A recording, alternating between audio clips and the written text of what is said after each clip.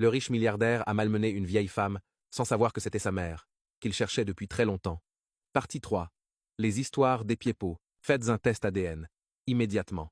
Il avait besoin de la science pour confirmer ce que son âme pressentait déjà, alors que le destin de sa mère ne tenait plus qu'à un fil. Les couloirs de l'hôpital, d'une blancheur chirurgicale, semblaient se refermer sur Chris. Pour cet homme d'affaires habitué à tout contrôler d'un simple appel, l'attente était un supplice inédit. Assis sur un banc inconfortable, il fixait la porte de la chambre où Mama Adèle luttait pour sa survie, prisonnière d'un silence de plomb. Chaque seconde qui s'écoulait pesait comme une condamnation.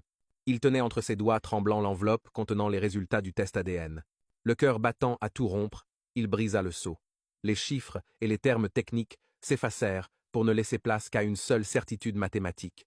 99,9%. La vérité le frappa comme un coup de poing. La femme qu'il avait méprisée, insultée et affamée était la source même de sa vie.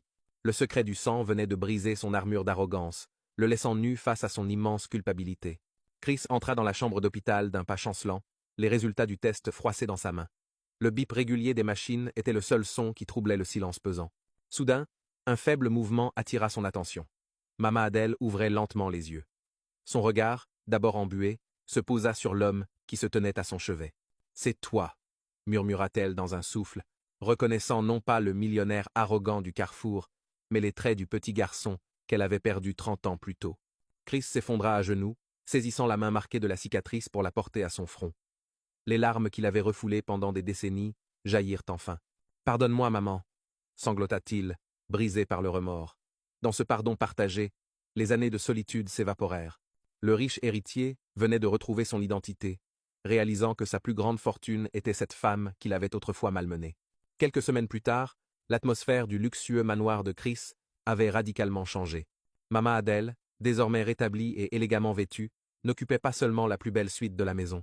Elle occupait le centre de la vie de son fils. Mais son rôle ne s'arrêtait pas à savourer ce confort retrouvé.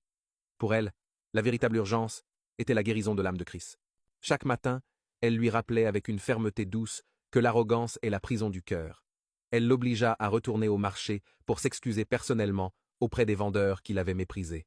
Sous le regard vigilant de sa mère, le millionnaire au tempérament de feu apprit à baisser sa vitre non plus pour insulter, mais pour offrir un sourire et un soutien sincère. Chris comprit enfin que sa fortune n'avait de valeur que si elle servait à protéger les plus faibles.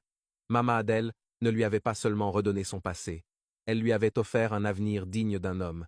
Désormais, chaque cicatrice était le symbole d'une rédemption sacrée.